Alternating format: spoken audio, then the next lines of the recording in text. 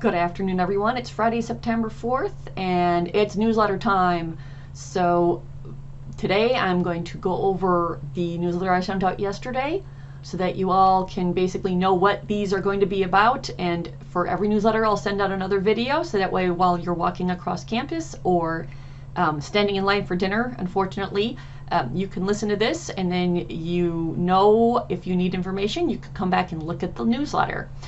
Each newsletter I put out is going to have a link to my walk-in times, the link to make the appointment through Boiler Connect to see me for a half-hour appointment, and also I'll put my YouTube channel on the top so you can subscribe and know when I'm going to post another video.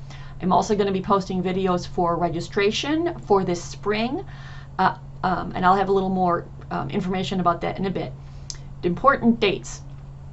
The last day to drop a class is today without it showing up on your transcript.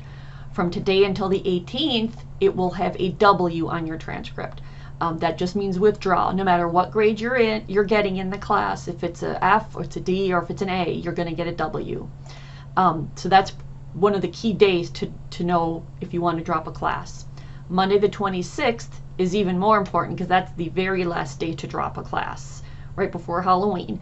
And that, depending on what grade you have in the class, that could affect whether you get a W or a WF. So there's a attachment on the email I sent with this newsletter where it has all the details on what it means to get a W or WF.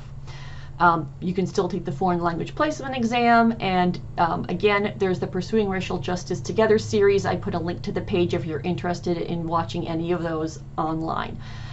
So again, virtual appointments. I'm going to open my schedule up next week for appointments.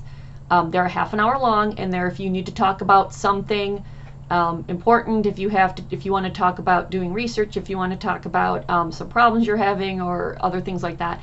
Sophomores, if you want to talk about degree planning too. Freshmen, no, you cannot make an appointment to talk about degree planning. We're talking about that in Chem 194. Worry about your first calc quiz, please, first. It's not time to do that is going to be a 194 homework assignment, so don't worry about it right now. If you have a quick question, walk-ins are just fine. I am going to have them every day. The sophomores know that when I start doing registration appointments, I have to see every single one of you before you register for the spring. And I will probably start those late September. And when I have those appointments, I will not be holding regular appointments, but I'll be doing walk-ins. So every day I'll have time to do walk-ins. And if you want to make an appointment and nothing fits in your schedule, just email me and we can work something out. I have some answers to common advising questions. Like I said, A, I already talked about. B, coda requests. So sophomores, unless you get them to me in 45 minutes, any coda requests are going to be effective next spring. So freshmen, the thing you need to worry about, and sophomores too, if you want to coda, which means to change your major to another major, say you want to go to try to be an engineering major and you want to be in first year engineering. First off, you have to see an advisor in that department, and if you don't know how to do that, you can email me. And number two, you need to follow their coda requirements. And so if you type in Purdue coda in Google, you will find the page. You click the year that you started in Purdue, it gives you a page, and it says if you started in 2019-2020, you click that page and it gives you the requirements for if you started in that year. I definitely want you to see an advisor in your new major before you see me for registration, because if you say I want to be a computer graphics technology major, I will say, so what classes did the advisor tell you to take? And if you say I don't know, I will not give you your information. You need to go talk to them first and then come back and see me. And nobody wants to have yet another meeting on their calendar. So if you have questions, like I said, email me. We don't worry about applying to change your major until later in the semester. But like I said, if you are planning on changing your schedule, planning on doing definitely new classes from chemistry in the spring, you need to talk to someone. Your PIN, of course, for almost everybody, it's in Boiler Connect under the report tab, so you can find that there if you need to change your schedule at all. Study abroad. They are having virtual appointments if you're interested. Some programs are going to try to go on and some will not. So if sophomores, if you are planning something for the spring, That's something you need to talk to them about and keep updated with study abroad.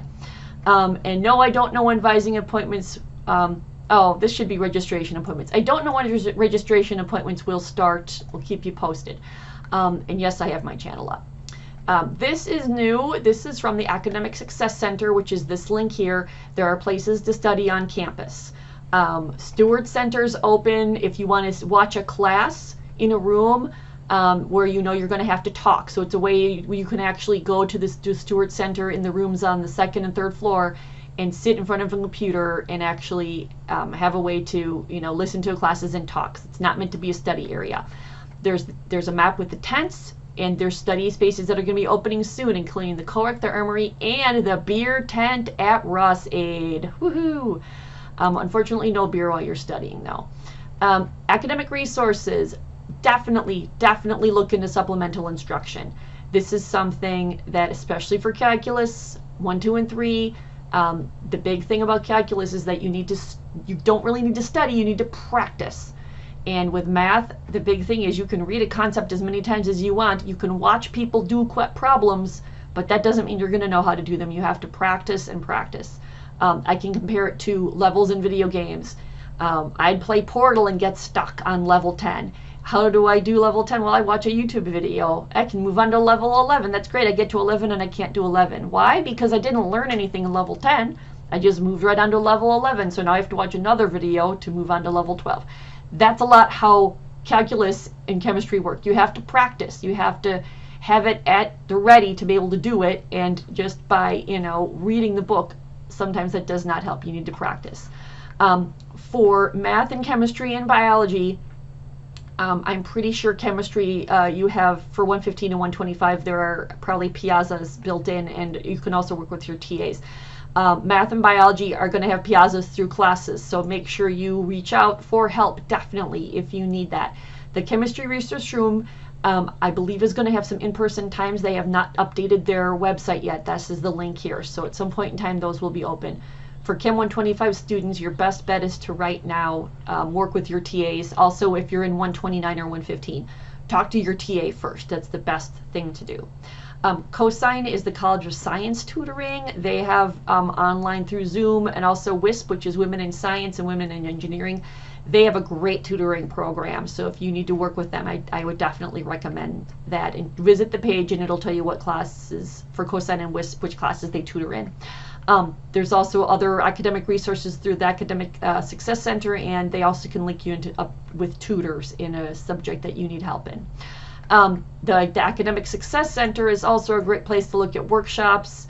One of the things you'll find as a freshman is that often what worked for you in high school is not working for you in college, and especially with the unstructured class time you have now in college, it's even more difficult to actually, you know, try to have that mental capacity to say, okay, here's my schedule for the day and I'm going to do it. It's very easy to just to say, you know, I'll watch it later, and then not watch it.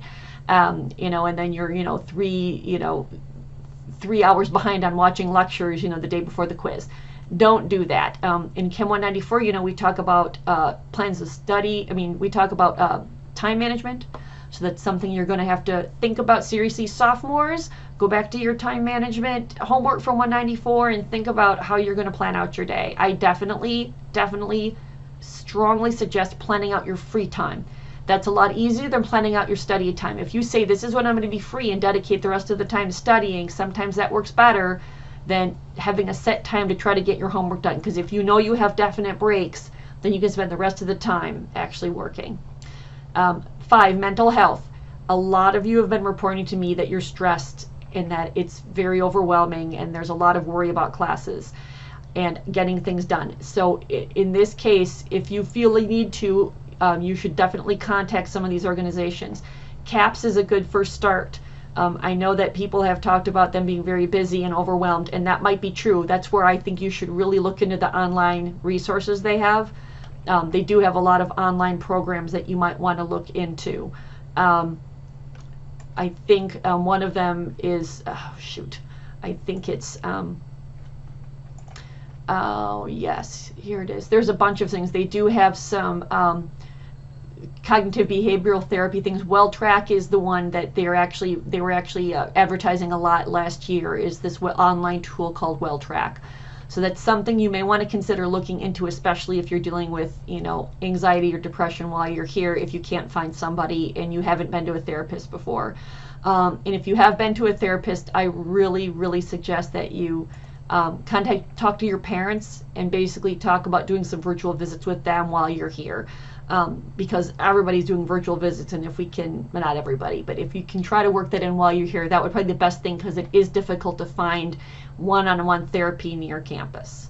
And unfortunately, that's just a fact, that it's kind of difficult to find.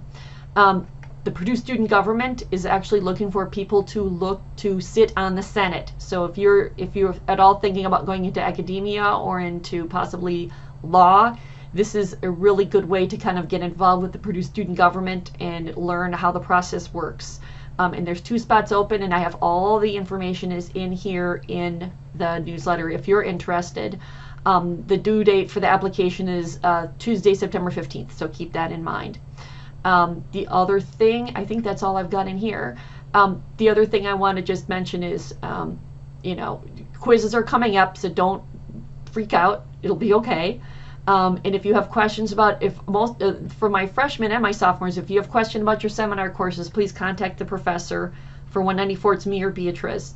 And also, I wanted to also just note that a lot of the professors are using Brightspace for the first time this semester. So I've been on Reddit, on the Purdue Reddit. There's been a lot of talk about how difficult it is, and I totally understand. But I think if you're having a lot of problems on a page, make sure you just contact the professor and nicely email them and say, hey, hi, this is my name. I'm a student in your class, and could you help me a little bit with what's going on? I'm having trouble with Brightspace, and they'll be very nice and help you, especially if there's a problem.